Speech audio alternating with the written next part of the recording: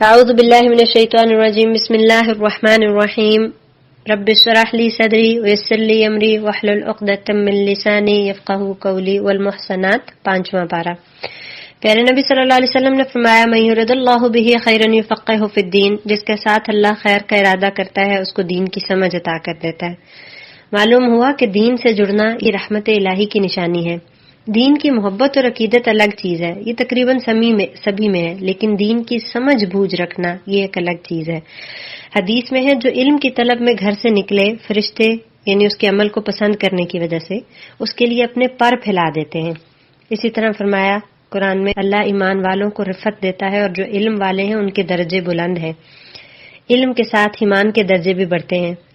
حدیث ہے خبردار دنیا ملعون ہے، اس کی تمام چیزیں ملعون ہیں، البتہ اللہ کا ذکر اور اس کی معاون چیزیں اور عالم اور متعلم اس میں نہیں ہیں۔ شروع کرتے ہیں۔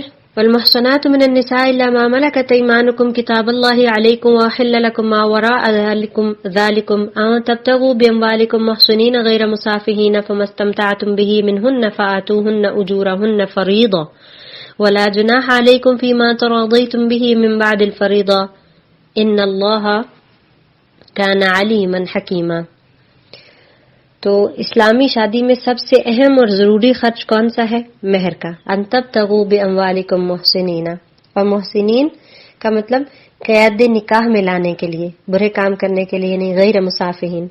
اور حدیث میں آتا ہے کہ جب کوئی نکاح کر لیتا ہے تو آدھا دین مکمل کر لیتا ہے، اور چاہیے کہ باقی آدھے دین کے بارے میں اللہ سے ڈرتا رہے۔ پھر آیت نمبر 25 میں فرمایا گیا بعضکم من بعض، یعنی لونڈی غلاموں کا ذکر کیا گیا کہ وہ بھی انسان ہیں، اور غلام عورت کا بھی نکاح کا ذکر ہے، یہ ان کے بھی ضروریات میں سے ہے۔ وآتوہن اجورہن، اور پھر یہ بھی فمما ملکت ایمانکم، جو ان کے احکام آگے آ رہے ہیں۔ تو اس ضمن میں یہ جاننا ضروری ہے کہ اسلام نے غلامی کو انٹروڈیوس نہیں کیا تھا، بلکہ گریجولی اس کو ختم کیا، اتنے افیکٹو سٹیپس لیے کہ ود ان ایئرز وہ ختم ہو گئی۔ اس وقت کوئی بین الاقوامی قانون وار کیپٹیوز کے لیے نہیں تھا جو جنگوں میں پکڑے جاتے تھے۔ اسلام نے ان کے ایسے حقوق مقرر کیے، ایسا انتظام کیا کہ وہ ساری عمر جیلوں میں زندگی نہ گزاریں، ان کو گھرانے دیے اور ان کے حقوق بھی مقرر کیے۔ پھر فرمایا واللہ عالم بایمانکم، اللہ تمہارے ایمان کو خوب جانتا ہے۔ تو دلوں کے راز اللہ ہی جانتا ہے کون کتنا متقی ہے۔ حدیث ہے کہ مجھے اس کا حکم نہیں ہوا کہ لوگوں کے دلوں کی کھوج لگاؤں، نہ مجھے اس کا حکم ہوا کہ ان کے پیٹ چاک کروں۔ آیت نمبر 29 میں بتایا گیا آپس میں جو مال ہیں وہ باطل طریقے سے مت کھایا کرو۔ اور پھر آگے یہ بھی فرمایا ولا تقتلوا انفسکم، ایک دوسرے کو قتل بھی، اپنے نفسوں کو قتل بھی نہ کیا کرو، یعنی اس میں ایک دوسرے کو بھی قتل نہیں کرنا اور خودکشی بھی نہیں کرنی، یعنی اپنے نفسوں کو قتل کرنا۔ حدیث کے مطابق جو جیسے خودکشی کرتا ہے قیامت تک وہ اس آلے سے اسی طرح سے کرتا رہے گا۔ ان تجتنبوا کبائر ما تنہون عنہ نکفر عنکم سیئاتکم، آیت نمبر 31، کہ اگر تم بڑے بڑے گناہوں سے بچتے رہو گے جس سے اللہ نے تم کو منع کیا تو ہم تم سے تمہاری برائیاں دور کرتے رہیں گے۔ ابن عباس کہتے ہیں ہر وہ گناہ کبیرہ ہے جس کو اللہ نے جہنم کی وعید یا لعنت پر ختم کیا۔ اللہ کے رسول صلی اللہ علیہ وسلم نے کچھ کبیرہ گناہوں کا ذکر بھی کیا ہے، جیسے شرک ہے، والدین کی نافرمانی ہے۔ پھر آپ تکیہ لگائے ہوئے تھے اور آپ اٹھ کر بیٹھ گئے اور فرمایا جھوٹی گواہی، اور یہ بات کہتے رہے یہاں تک کہ صحابہ کرام چاہنے لگے کہ اب آپ صلی اللہ علیہ وسلم اس کو کہنا بس کر دیں۔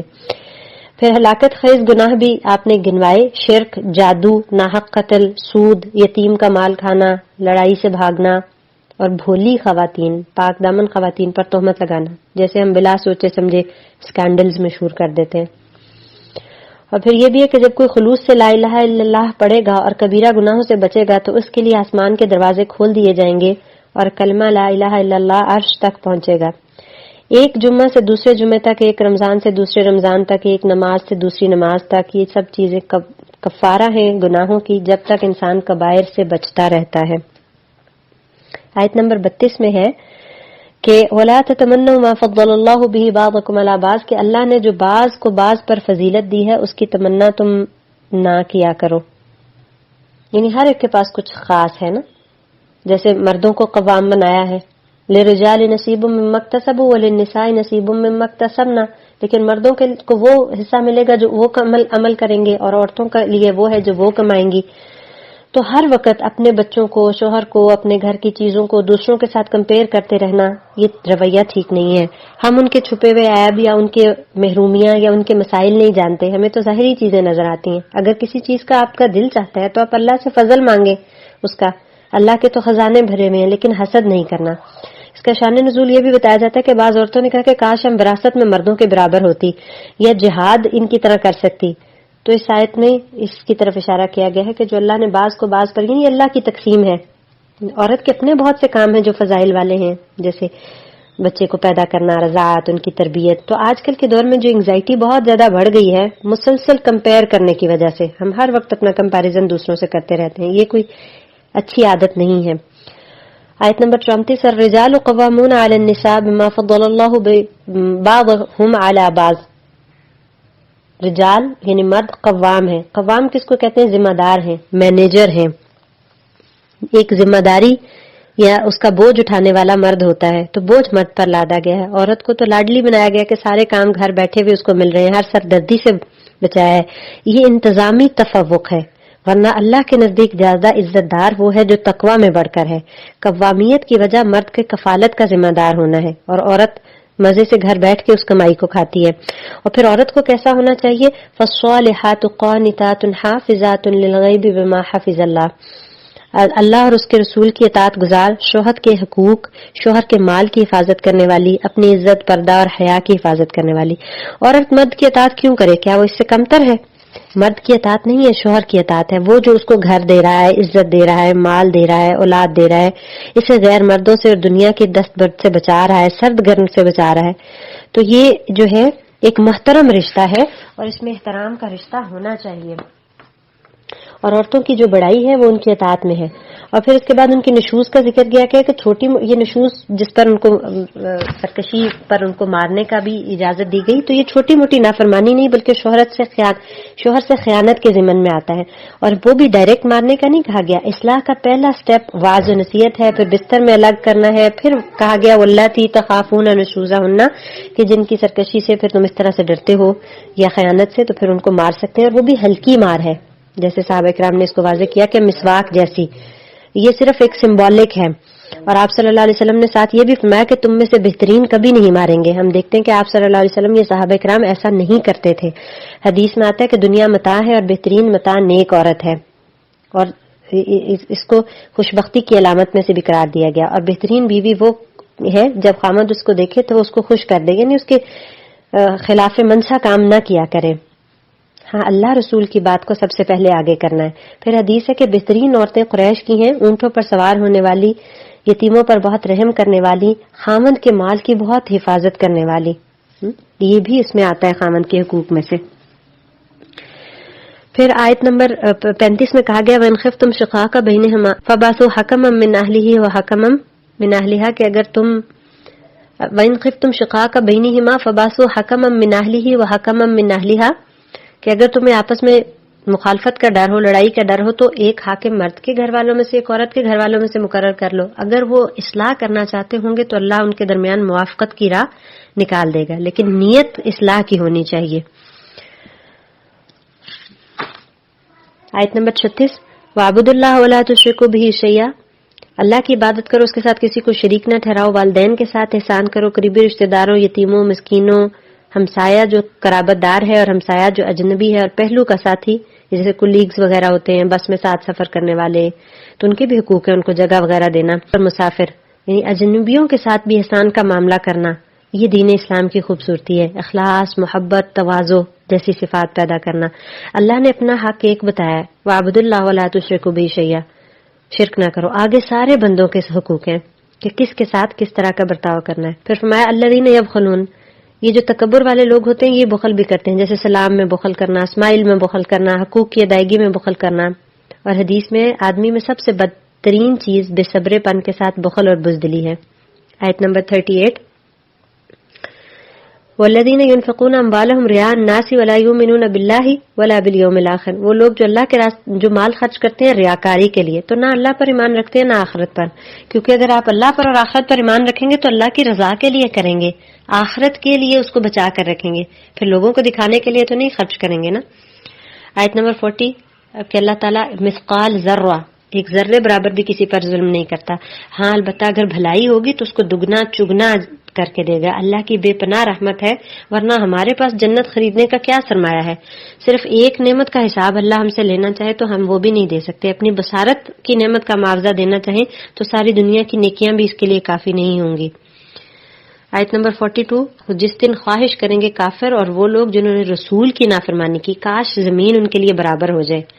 یعنی یہاں رسول کی نافرمانی کی بات ہو رہی ہے. جب ہمیں کوئی حدیث وغیرہ سنائی جاتی ہے تو ہم کہتے ہیں کون سا قرآن میں لکھا ہوا ہے، تو یہ رسول کی نافرمانی کرنے والوں کے بارے میں کہا گیا. بلا یکتمون اللہ حدیثا، اللہ سے وہ کوئی بات بھی نہیں چھپا سکیں گے. تو آج کے دور میں ہم کہتے ہیں نبی کریم صلی اللہ علیہ وسلم کے طریقے پر چلنا مشکل ہے، تو اس دن وہ تمنا کریں گے کاش زمین پھٹ جائے، وہ اس میں سما جائیں.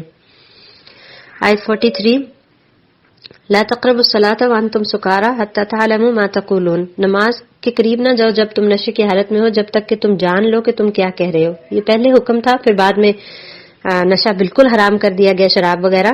لیکن اس سے ہمیں یہ پتہ چلتا ہے کہ نماز جو ہے نا وہ ہوش و حواس کی حالت میں پڑھنی چاہیے. حتی تعلموا ما تقولون، آپ کو پتہ ہونا چاہیے کہ آپ اللہ سبحانہ وتعالیٰ سے کیا کہہ رہے ہیں.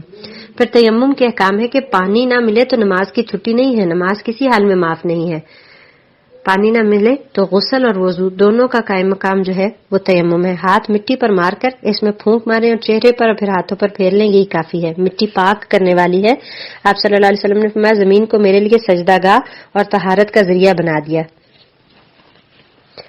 آیت نمبر 45 میں کہا گیا وَكَفَى بِاللَّهِ وَلِيًّا وَكَفَى بِاللَّهِ نَصِيرًا، اللہ کافی ہے ولی اور کافی ہے مددگار. یعنی دین کے کام میں طرح طرح کے الزام لگتے ہیں، مشکلات آتی ہیں، دل میں خیال آتا ہے اس کو چھوڑ دیں، تو اللہ سبحانہ تعالیٰ تسلی دے رہے ہیں کہ آپ اس رستے پر چلتے رہیں. پیارے نبی صلی اللہ علیہ وسلم کو بھی تسلی ہے اور ہر تبلیغ کرنے والے کے لیے کہ آپ اللہ سے مدد مانگیں اور اللہ پر توکل کریں اور خیر کے کاموں میں اسی طریقے سے آگے بڑھا جا سکتا ہے. آیت 46، یحرفون الکلم عن مواضعہ، یعنی یہ لوگ کلام کو اب اس کی جگہ سے ہی بدل دیتے ہیں. اپنے آپ کو نہیں بدلتے، اللہ کے کلام کو بدلنے کی کوشش کرتے ہیں اور کہتے ہیں سمعنا وعصینا، سن کر کہتے ہیں سن لیا لیکن یہ تو بڑا مشکل ہے، ہم نہیں مانیں گے. ہمیں کہنا چاہیے سمعنا واطعنا، یہ اللہ کی توفیق ہی سے ہو سکتا ہے. نیت کریں گے، اخلاص ہوگا تو اللہ تعالیٰ اس کی توفیق بھی دے دیں گے. آیت نمبر 47 میں ہے کہ ہمیں عمل کرنے کا کہا گیا اس سے پہلے من قبل ان نطمس وجوہن، اس سے پہلے کہ ہم چہروں کو بگاڑ دیں اور ہم ان کو الٹا کر دیں، یعنی نیکی کے کاموں میں جلدی کر لیں اس سے پہلے کہ یہ نیکی کا موقع ہی ختم ہو جائے. آیت نمبر 48، ان اللہ لا یغفر ان یشرک بہ ویغفر ما دون ذلک، اللہ شرک کو معاف نہیں کرے گا، اس کے سوا جس کو چاہے گا وہ معاف کر دے گا. یعنی مومن سب سے زیادہ حساس شرک کے بارے میں ہوتا ہے کہ اس گناہ کی تو مغفرت ہی نہیں ہے. آیت 49، الم تر الی الذین یزکون انفسہم، کیا تم نہیں دیکھتے ان لوگوں کو جو اپنے آپ کی پاکی بیان کرتے رہتے ہیں. بل اللہ یزکی من یشاء، اللہ جس کو چاہتا ہے پاک کرتا ہے. مومن تو نیک عمل کر کے بھی ڈرتا رہتا ہے کہ یہ اللہ کی بارگاہ میں مقبول ہو جائیں. آیت 51، الم تر الی الذین اوتوا نصیبا من الکتاب یؤمنون بالجبت والطاغوت، کیا تم نے ان لوگوں کو نہیں دیکھا جن کو کتاب میں سے حصہ دیا گیا پھر بھی وہ جبت اور طاغوت پر ایمان لاتے ہیں. یعنی اللہ کی کتاب کے آ جانے کے بعد بھی وہ جادو ٹونے کی طرف متوجہ ہوتے ہیں. یہ بہت زیادتی ہے اور آج بھی لوگ مسلمان یہی کر رہے ہیں. جبت جو ہے یہ جادو، فالگیری، شگون، ٹونے ٹوٹکے، ہر قسم کے توہمات کو کہتے ہیں. اللہ نے سورہ مائدہ میں بھی اس کو ناجائز قرار دیا ہے. اسلام توحید یعنی اللہ کی قدرت کاملہ پر مکمل یقین اور ایمان سکھاتا ہے. یہ نہیں کہ کالی بلی راستہ کاٹ جائے، آئینہ ٹوٹ جائے، آنکھ پھڑکے تو یہ نحوست ہو جاتی. لا حول ولا قوت الا باللہ، ساری قوت ساری طاقت تو اللہ ہی کی ہے. یہ سب توہمات شرکیاں ہیں، ان پر یقین رکھیں گے تو ایسا ہی ہوگا کہ اللہ بندے کے گمان کے مطابق کر دیتا ہے. اللہ پر یقین کامل کریں گے کہ خیر اور شر سب اسی کے ہاتھ میں ہے تو پھر وہ عافیت بھی دے گا. آیت نمبر 56، بے شک وہ لوگ جنہوں نے کفر کیا ہماری آیات کے ساتھ، سوف نصلیہم نارن، ہم ان کو آگ میں پھینک دیں گے جب ان کی جلدیں جل جائیں گی. بدلناہم جلودا غیرہا، ہم ان کو نئی جلدیں دے دیں گے. لیذوقوا العذاب، تاکہ وہ عذاب کا ذائقہ چکھیں. جہنمی کی کھال کہتے ہیں 70 بالشت چوڑی ہو جائے گی، ایک داڑھ احد پہاڑ جتنی ہو جائے گی. یا تو یہ جل جل کے پھول پھول کے ان کا یہ حال ہو جائے گا، یا عذاب کی جو جگہ ہے وہ زیادہ ہو جائے. اللہم اجرنا من النار۔ آیت نمبر 57 میں ہے کہ وہ لوگ جو ایمان لائے اور عمل کیے صالح، سندخلہم جنات تجری من تحتها الانہار خالدین فیہا ابدا، ایسے باغات میں داخل کیے جائیں گے ایمان اور عمل صالح والے جس میں نہریں جاری ہوں گی، اس میں ہمیشہ ہمیشہ رہیں گے۔ اللہم اجعلنا منہم، اللہ ہمیں بھی ان میں سے کر دے۔ آیت 58 میں ہے ان اللہ یامرکم ان تؤدوا الامانات الی اہلھا، اللہ تمہیں حکم دیتا ہے کہ امانتوں کو ان کے اہل کی طرف لوٹا دو۔ یعنی انسان کو کوئی امانت ملے، اچھا عہدہ منصب، تو یہ اس کو کیا کرے، یہ ملنے بھی میرٹ پر ہونا چاہیے، اور نااہل کو ذمہ داری سونپنا یہ خیانت ہے، نیکی نہیں ہے۔ نااہلوں کو ذمہ داری سونپنا یہ قیامت کی نشانیوں میں سے ہے۔ پھر فرمایا کہ وَإِن تَنَازَعْتُمْ فِي شَيْءٍ فَرُدُّوهُ إِلَى اللَّهِ وَالرَّسُولِ، اگر تمہارا کسی چیز میں اختلاف ہو جائے تو اس کو اللہ رسول کی طرف لوٹا دو۔ اتفاق تو تبھی ممکن ہے کہ ہم قرآن و حدیث سے اس کا جواب تلاش کریں، کیونکہ اس کو تو سب مانتے ہیں، اور اولی الامر یعنی حاکم جو ہیں یا ہمارا جن کا معاملہ کے وارث بنائے گئے ہیں ان کی اطاعت بھی ہے، لیکن وہ صرف معروف میں ہے۔ اب یہ کہا گیا کہ اختلافی مسائل میں آپ نے کس سے رہنمائی لینی ہے، کس کی طرف رجوع کرنا ہے؟ اطاعت صرف اللہ اور اس کے رسول کی ہے۔ اختلافی امور میں قرآن اور سنت کی طرف رجوع کرنا ہے، کیونکہ اللہ سبحانہ تعالیٰ واضح فرما رہے ہیں نا کہ وَإِن تَنَازَعْتُمْ فِي شَيْءٍ، جب تمہارا کسی چیز میں آپس میں تنازع ہو جائے، فَرُدُّوهُ إِلَى اللَّهِ وَالرَّسُولِ، تو اس کو لوٹا دیا کرو اللہ اور اس کے رسول کی طرف۔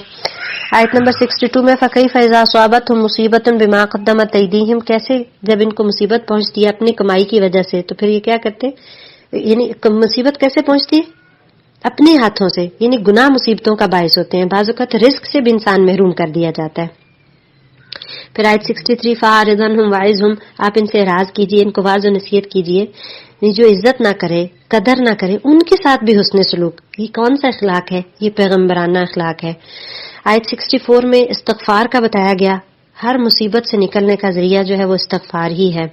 آیت 66 وَلَوْ أَنَّهُمْ فَعَلُوا مَا يُوعَظُونَ بِهِ لَكَانَ خَيْرًا لَهُمْ وَأَشَدُّ تَثْبِيتًا، یعنی نیک عمل ثابت قدمی میں مددگار ہیں، اگر وہ کام کرتے رہتے جس کا ان کو نصیحت کی گئی ہے تو ان کے حق میں بہتر ہوتا اور زیادہ ثابت قدمی والا ہوتا۔ آیت 69 کا ایک پس منظر ہے کہ ایک صحابی نے کہا کہ جب ہم اگلے جہان چلے جائیں گے تو پھر ہم آپ کی صحبت کیسے حاصل کریں گے؟ تو فرمایا آیت 69 جو اللہ رسول کی اطاعت کرے گا وہ ان لوگوں کے ساتھ ہوگا جن پر اللہ نے انعام کیا، اور وہ لوگ کون ہیں؟ نبی، صدیق، شہداء۔ اور حضرت انس کہتے ہیں کہ جب آپ نے بتایا المرء مع من احب، آدمی اسی کے ساتھ ہوگا جس کے ساتھ وہ محبت کرتا ہے، تو اس دن سے زیادہ خوشی کا دن ہمارے لیے کوئی نہیں تھا۔ وَمَن يُطِعِ اللَّهَ وَرَسُولَهُ، جو اللہ رسول کی اطاعت کرے گا وہ انہی کے ساتھ ہوگا جن پر اللہ نے انعام کیا۔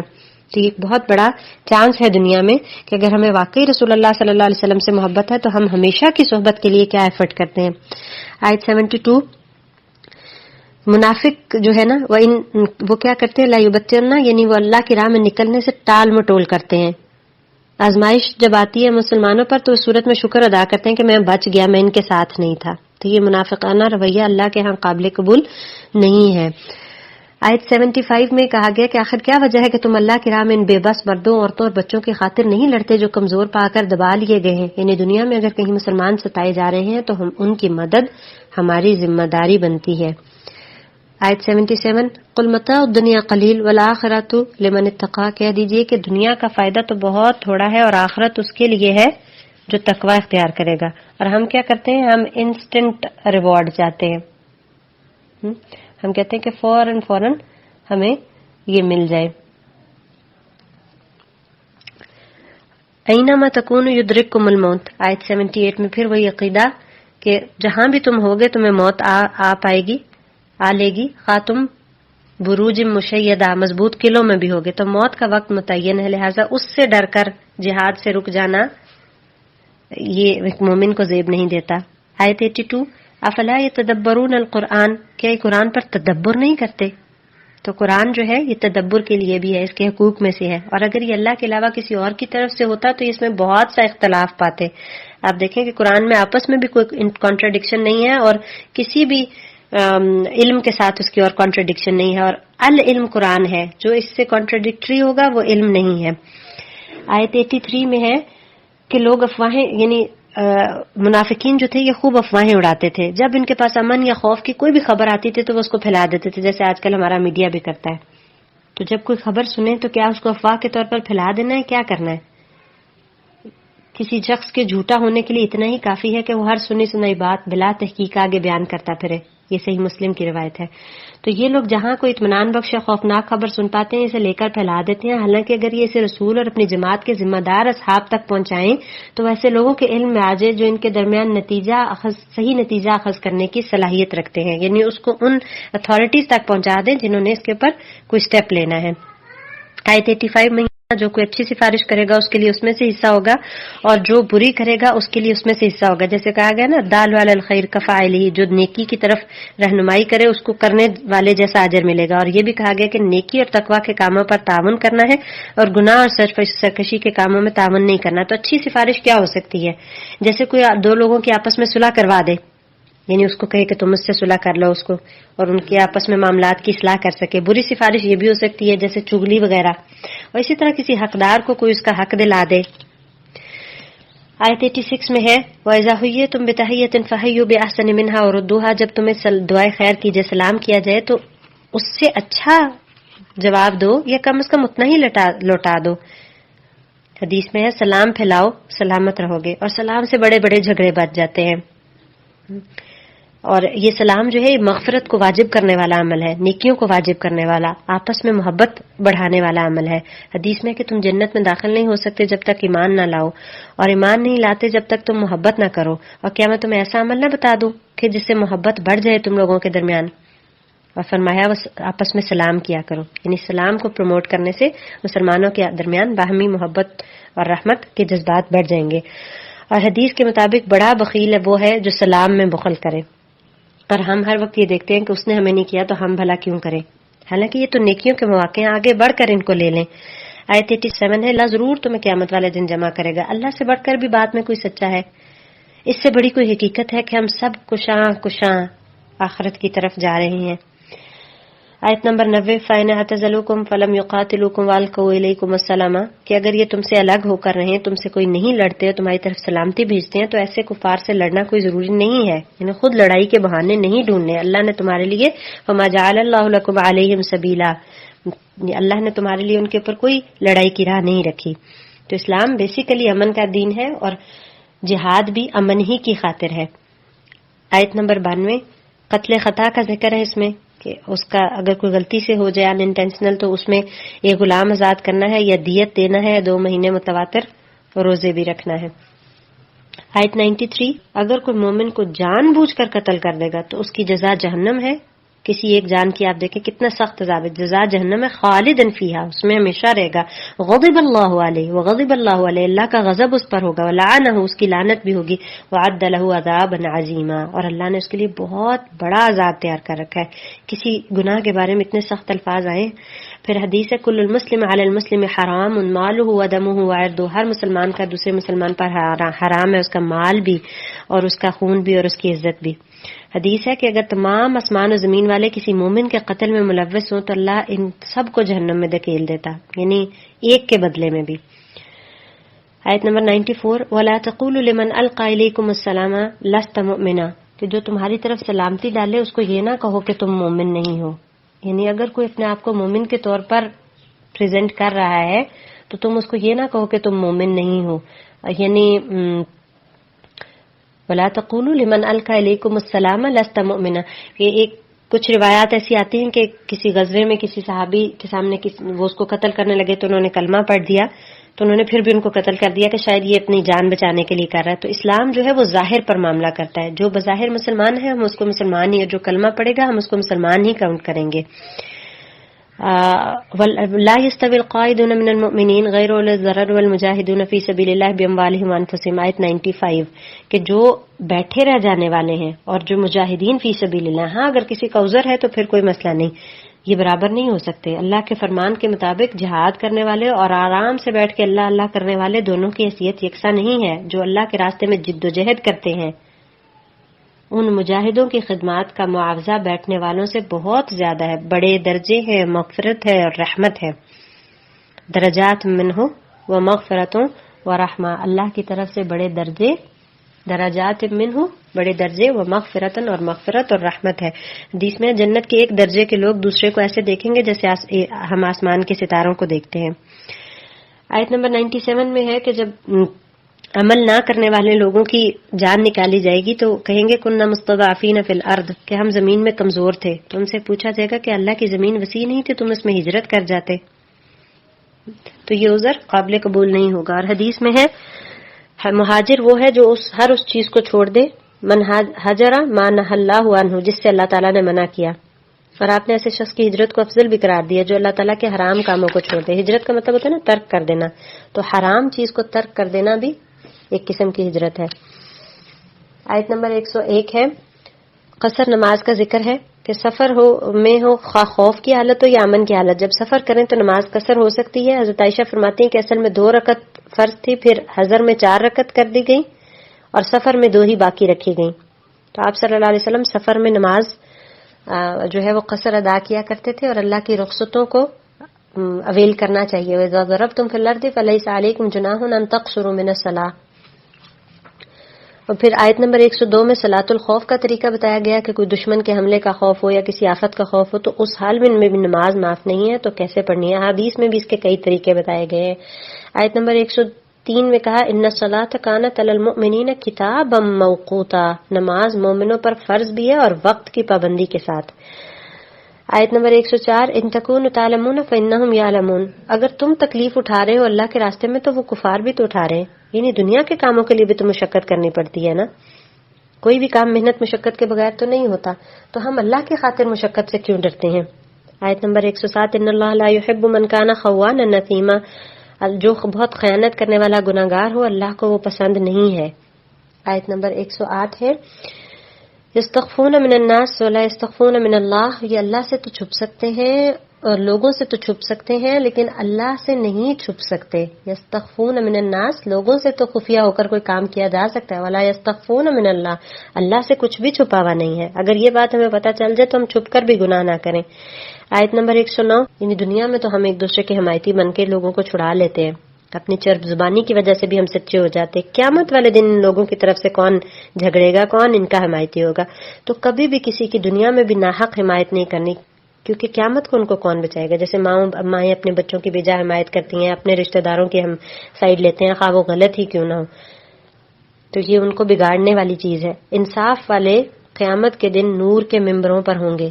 آیت نمبر 110 میں ہے وَمَن يَعْمَلْ سُوءًا، جو برے کام کرے گا، وَيَظْلِمْ نَفْسَهُ، تو اپنے نفس پر ظلم کر لے گا، ثم يستغفر اللہ، پھر اللہ سے استغفار کرے گا، یجد اللہ غفور الرحیم، اللہ کو وہ ضرور غفور الرحیم پائے گا. یعنی جو گناہ کرے پھر وضو کرے 2 رکعت پڑھے معافی مانگے تو اللہ اس کو معاف کر دیتا ہے.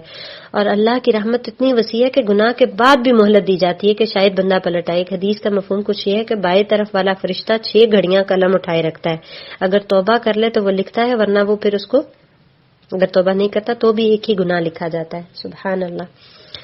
لا خیر فی کثیر من نجواہم، ان کی بہت سی سرگوشیاں ہیں، ان میں کوئی خیر نہیں ہے. الا من امر بصدقۃ او معروف او اصلاح بین الناس، ہاں اگر کوئی صدقے کا یا معروف کا یا لوگوں کے درمیان صلح کا معاملہ کرے تو یہ اس میں خیر ہے. یعنی بہت سارے لوگ جو آپس میں مجلس میں خسر پھسر کرتے ہیں یہ پسندیدہ نہیں ہے، لیکن اگر کسی کو صدقہ دینا ہو تو آپ کسی کے کان میں کوئی بات کہہ دیں تو یہ اس میں کوئی حرج نہیں ہے کہ ظاہر ہے کسی کی عزت نفس مجروح نہ ہو، اور تو ایسی صورت میں سرگوشی کی جا سکتی ہے، ورنہ مجلس کے اندر سرگوشیاں کرنا یہ کوئی اتنا مناسب عمل نہیں ہے. آیت نمبر 115 جو مومنوں کی راہ کے علاوہ دوسری راہ لے گا، اس سے مراد اجماع کی حجت ہے، یعنی جس کام پر مسلمان سارے جمع ہو جائیں وہ معاملہ حجت ہوتا ہے. امام شافعی کہتے ہیں کہ میں نے 300 بار قرآن پڑھا لیکن مسلمانوں کے اجماع کا کیا حکم ہے، یعنی جس پر وہ سب جمع ہو جائیں. تو آخری بار ان کو اس مسئلے کا حکم اس میں سے ملا. اس سے پتہ چلتا ہے کہ جو سلف صالحین تھے وہ کتنا زیادہ تدبر کرتے تھے قرآن پر. آیت نمبر 116 پھر کہا ان اللہ لا یغفر ان یشرک بہ ویغفر ما دون ذلک لمن یشاء، اللہ شرک معاف نہیں کرے گا اس کے علاوہ جس کے لیے چاہے گا جو گناہ وہ معاف کر دے گا. تو اکثر لوگ کہتے ہیں کہ ہر چیز میں آپ شرک کرتے ہیں، تو شرک ایسی ہی چیز ہے کہ اس سے ڈرا جائے، کیونکہ یہ وہ گناہ ہے کہ جس کی کوئی بخشش نہیں. اور توحید کے اوپر ثابت قدم رہنے کے لیے کثرت سے لا الہ الا اللہ پڑھنا بھی مفید ہے، ویسے بھی یہ افضل الذکر ہے. ابو درداء بھی فرماتے ہیں کہ آپ صلی اللہ علیہ وسلم نے فرمایا ہر گناہ کے بارے میں امید ہے کہ اللہ اس کو معاف فرمائے گا سوائے شرک کے۔ اور آیت نمبر 118، شیطان نے کہا لَأَتَّخِذَنَّ مِنْ عِبَادِكَ نَصِيبًا مَفْرُوضًا، میں ضرور تیرے بندوں میں سے ایک مقرر حصہ لے کر رہوں گا۔ چونکہ وہ خود جہنم میں جائے گا تو اس کا یہ ارادہ ہے کہ وہ سب کو ساتھ لے کر جائے۔ اب اللہ نے ہمیں ہمارا دشمن بھی بتا دیا، ہمارا فرض ہے کہ ہم اپنی آنکھیں کھلی رکھیں۔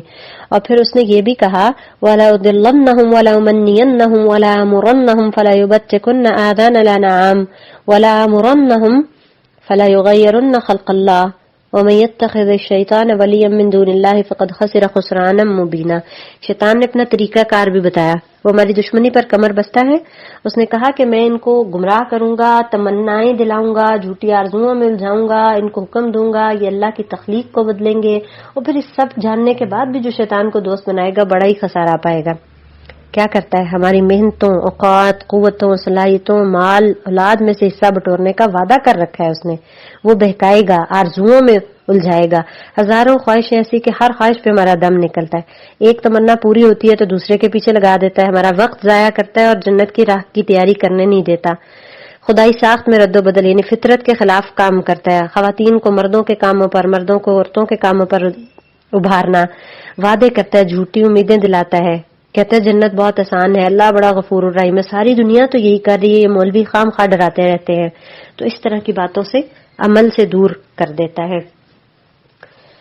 آیت نمبر 124، جو کوئی عمل کرے گا صالح من ذکر او انثی، خواہ مرد ہوگا یا عورت، یعنی اللہ اس کے اجر پورا پورا دے گا، اللہ کے نظر میں سب برابر ہے۔ آیت نمبر 128 میں کہا گیا والصلح خیر، صلح کرنا بہرحال بہتر ہے۔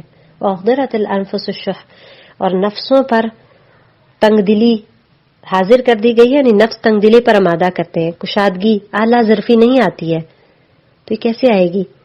اگر تم احسان سے پیش آؤ، خدا ترسی سے کام لو، تو اللہ تمہارے اس طرز عمل سے بے خبر نہیں ہوگا، کیونکہ صلح بہرحال بہتر ہے۔ کیونکہ اگر ہم صلح کے لیے کوئی قربانی دیں گے تو اللہ اس کو ضائع نہیں کرے گا، اللہ کے علم میں ہے وہ سب کچھ۔ حدیث میں ہے کہ میں تمہیں نماز روزہ سے افضل عمل نہ بتاؤں، فرمایا آپس میں صلح کروانا، اور حدیث میں اسے افضل صدقہ بھی بتایا گیا ہے۔ اور دلوں میں جو تنگی ہوتی ہے نا، یہ کمپرومائز نہیں کرنے دیتی کہ میں کیوں کروں، تو اس کی طرف بھی اشارہ کیا گیا۔ آیت نمبر 133، ان یشاء یذھبکم ایھا الناس ویأتی بآخرین، اللہ اگر چاہے تو تم سب کو لے جائے، نئی مخلوق لے آئے، اگر ہم اطاعت نہیں کریں گے تو اللہ تو ہمارا محتاج نہیں ہے۔ پھر میں کونوا قوامین بالقسط، خوب خوب قائم رہنے والے ہو انصاف کے ساتھ، گھر میں انصاف قائم کریں، بچوں میں، رشتہ داروں میں، عدل انصاف ہر جگہ ہر حالت میں، یہ اہل ایمان کی نمایاں صفت ہے، گھر، بچوں، خاندان سے لے کے مملکت اور بین الاقوامی سطح پر، خواہ انصاف کی زد میں اپنی ذات، اپنے والدین یا رشتہ دار ہوں، غریب ہوں یا امیر ہوں، مکمل انصاف کرنا ہے۔ آیت نمبر 139، ایبتغون عندهم العزة فإن العزة لله جميعا، منافقین کے بارے میں بتایا جا رہا ہے کہ یہ عزت کی طلب میں کافروں سے دوستیاں کرتے پھر رہے ہیں، اس لیے ان کو تنبیہ کی جا رہی ہے۔ آیت 140، جب تم سنو کہ کسی جگہ پر بیٹھ کر اللہ کی آیات کا، اللہ کے احکام کا مذاق اڑایا جا رہا ہے، کفر کیا جا رہا ہے، کبھی بھی ان کے ساتھ اس مجلس میں نہ بیٹھو یہاں تک کہ کوئی اور بات شروع ہو جائے، اگر تم بیٹھو گے ساتھ تو تم انہی جیسے ہو جاؤ گے۔ آیت نمبر 142 میں منافقین کی یہ صفت بھی بتائی گئی، اذا قاموا الى الصلاة قاموا کسالى، جب نماز کی طرف کھڑے ہوتے ہیں تو سستی سے، یعنی نماز سے کوئی دلچسپی نہیں ہوتی، کبھی سوچتے ہیں لوگ کیا کہیں گے، کبھی اٹھ کر دو ٹھونگے مار دیتے ہیں، اللہ کا ذکر کم ہی کرتے ہیں، ویسے بھی یاد نہیں کرتے اور نماز میں بھی کم ہی کرتے ہیں۔ آیت نمبر 147 میں ما یفعل اللہ بعذابکم ان شکرتم وآمنتم، اللہ کیا کرے گا تم لوگوں کو عذاب دے کے اگر تم شکر گزار بنو گے اور ایمان والے بنو گے۔ وکان اللہ شاکرا علیما، اللہ تو بڑی قدر کرنے والا، بہت علم والا ہے۔ سبحانک اللہم وبحمدک نشہد ان لا الہ الا انت نستغفرک ونتوب الیک۔